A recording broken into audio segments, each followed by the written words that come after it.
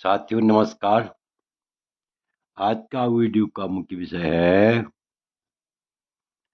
कि स्त्री के यदि छठवें भाव में क्रूर ग्रह हों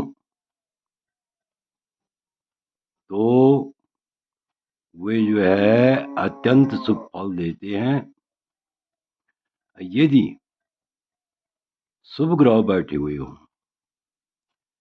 षष्ठ भाव में यदि शुभ ग्रह बैठे हुए हों वे अशुभ फल देते हैं।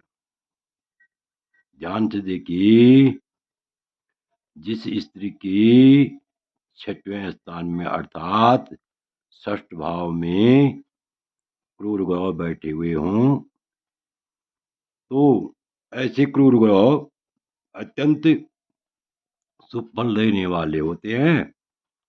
और यदि शुभ ग्रह बैठे हुए हों तो ऐसे में जो है ये शुभ ग्रह छठवें भाव में बैठ करके अत्यंत अशुभ फल देते हैं। इस विषय पर हम विस्तार पूर्वक चर्चा करेंगे। तो इससे पहले मेरा आप लोगों से अनुरोध है, यदि आपने अभी तक मेरा चैनल सब्सक्राइब नहीं किया तो अवश्य सब्सक्राइब करने का कष्ट करें, वीडियो को लाइक करें, शेयर करें। तो देखिए, यहाँ पर एक शास्त्रोक्त श्लोक है, षष्ठी शनिश्चर कुजो रविराव जीवा नारी करोति शुभगा पति सेवनी च और चंद्र करोति विधवा मुसना दरिद्राम और मूर्खा शशांक तनय कलह प्रियावा। तो ध्यान से देखिए, सरल भाषा में लिखा हुआ है। इस श्लोक से आप समझ जाएंगे कि जिस स्त्री की षष्ठी षष्ठ भाव में शनिश्चर है, शनिश्चर अर्थात शनि बैठा हुआ हो, शनि स्थित हो, क्योंकि शनि जो है क्या है, क्रूर ग्रह है। या कुजो या केतु बैठा हुआ हो, या रवि या सूर्य बैठा हुआ हो, या राहु या बृहस्पति बैठा हुआ हो, या केतु बैठा हुआ हो, या बृहस्पति बैठा हुआ हो, तो ऐसी स्त्री क्या होती है, नारी करोत शुभगा पति सेवनी च। ऐसी नारी, ऐसी स्त्री जो है अत्यंत सौभाग्यवती होती है, पति के लिए भी सौभाग्यवती होती है और अपने लिए भी सौभाग्यवती होती है, और अत्यंत ही भाग्यशाली होती है। और पति सेवनी च, पति की सेवा करने वाली होती है। वह स्त्री जो है अच्छी जो है क्या होती है, सदाचरण करने वाली, यानी सदाचार से प्रवृत्ति, सदाचारी प्रवृत्ति की होती है, सदाचारी होती है, अच्छे व्यवहार से युक्त होती है। और पति सेवनी च, पति की अत्यंत सेवा करने वाली होती है। पति सेवनी च अर्थात पति की अत्यंत सेवा करने वाली होती है। और जिस स्त्री का छठवें भाव में चंद्रमा हो तो चंद्र करोति विधवा, चंद्रमा वैधव्य जैसे योग बनाती है। स्त्री की क्या बनाते, चंद्रमा होने से स्त्री की वैधव्य योग होते हैं। कैसे योग होते हैं? वैधव्य योग होते हैं।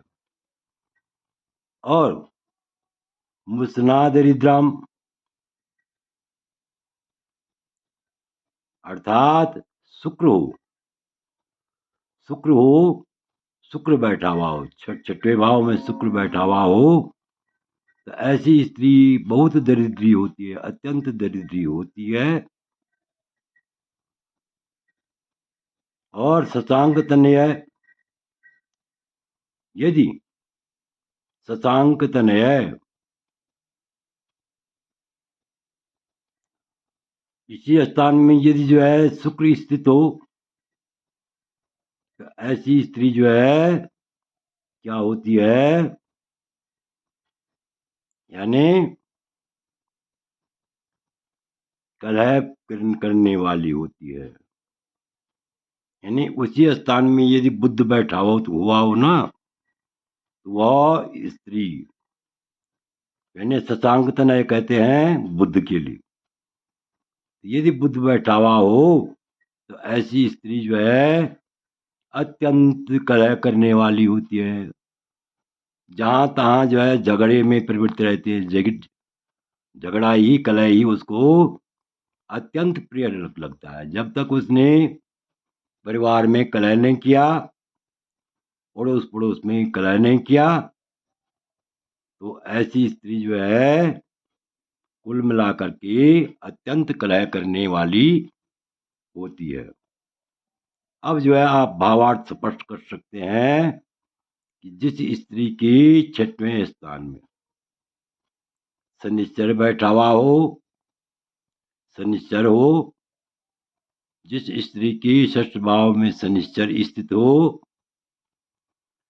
या सूर्य स्थित हो, सूर्य बैठा हुआ हो, या राहु बैठा हुआ हो, या केतु बैठा हुआ हो, या बृहस्पति स्थित हो, बृहस्पति बैठा हुआ हो, या मंगल बैठा हुआ हो, इनमें से कोई भी ग्रह बैठा हुआ हो।